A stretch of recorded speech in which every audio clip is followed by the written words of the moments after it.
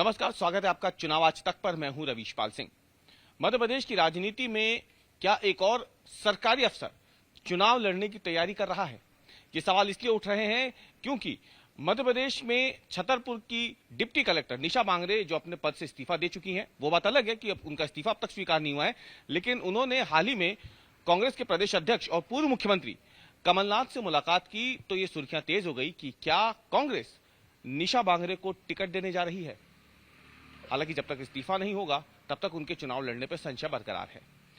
निशा बांगरे बैतूल में उनका जो अपना घर है आमला में, उसके लोकार्पण के लिए उन्होंने छुट्टी मांगी थी, छुट्टी नहीं मिली तो उन्होंने इस्तीफा दे दिया। इसके साथ ही उन्होंने एक कार्यक्रम भी रखा था, जिस कार्यक्रम में कई विदेशी लोग भी शामिल हुए थे। उस कार्यक्रम को लेकर के भी आयोजन समिति को शासन ने चिट्ठी लिख दी है, नोटिस भेजा है। निशा बांगरे ने इसके बाद जब इस्तीफा दिया तो सरकार ने इस्तीफा तो स्वीकार नहीं किया, लेकिन भोपाल में जो उनका घर था, सरकारी घर, उसे खाली करने के आदेश जारी कर दिए। इन सब के बीच में निशा बांगरे ने कमलनाथ से मुलाकात की तो सवाल उठने लगे कि क्या कांग्रेस आदिवासी बहुल क्षेत्र या अनुसूचित जाति जनजाति जो बहुल क्षेत्र है उसको ध्यान में रखते हुए निशा बांगरे को आमला विधानसभा सीट से टिकट तो नहीं देने जा रही है।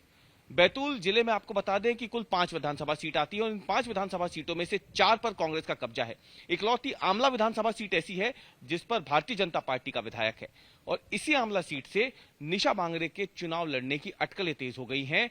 माना जा रहा है कि कमलनाथ से मुलाकात के बाद कांग्रेस कहीं निशा बांगरे को आमला से ही अपना उम्मीदवार न घोषित कर दे। हालांकि अभी आधिकारिक रूप से साफ नहीं है, लेकिन मध्य प्रदेश में ऐसे सरकारी अफसरों की एक लंबी सूची है जो या तो चुनाव लड़ चुके हैं या फिर इस बार चुनाव में अपनी किस्मत आजमाने वाले हैं। अजीत जोगी के नाम से सब वाकिफ होंगे। अजीत जोगी इंदौर के कलेक्टर थे, बाद में उन्होंने सरकारी नौकरी से इस्तीफा दिया, चुनाव लड़ा छत्तीसगढ़ के। जब छत्तीसगढ़ अलग हुआ मध्य प्रदेश से तो वो पहले मुख्यमंत्री बने, छत्तीसगढ़ के पहले मुख्यमंत्री अजीत जोगी बने।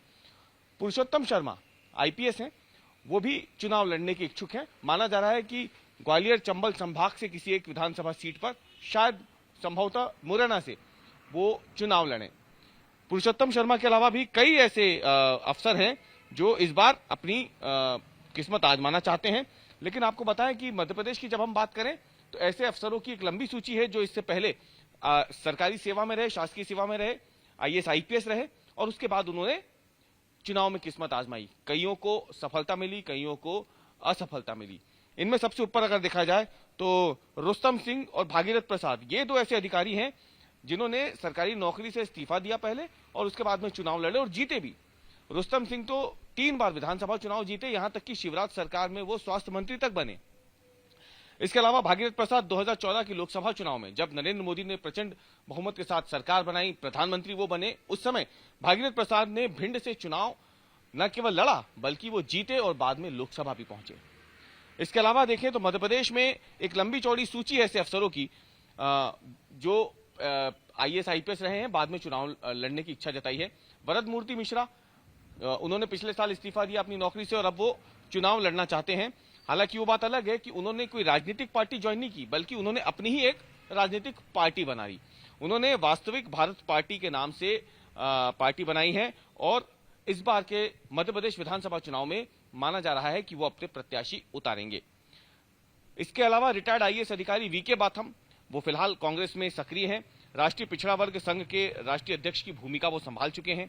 बी चंद्रशेखर भी चुनावी पारी खेलने की तैयारी में इस वक्त जुटे हुए हैं। वी चंद्रशेखर आपको बता दें कि आईएएस रह चुके हैं और जबलपुर कमिश्नर का पद जो है वो संभाल चुके हैं।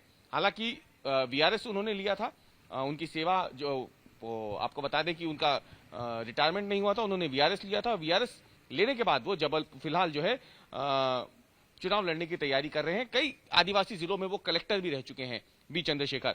इसके अलावा पन्नालाल सोलंकी भी अगर देखा जाए तो पूर्व आईएएस हैं, वो चुनाव लड़ना चाहते हैं। एमपी वरकड़े भी चुनाव मैदान में उतरना चाह रहे हैं, ऐसे कयास लग रहे हैं। आईपीएस अधिकारी हैं वरकड़े और वो एक बार बताए मांग भी कर चुके हैं कि कांग्रेस यदि उन्हें टिकट देती है तो वो चुनाव लड़कर के जीत कर विधानसभा में आकर के जनता की जो समस्याएं, जनता से जुड़े हुए मुद्दे हैं, उसको सदन में रखना चाहते हैं।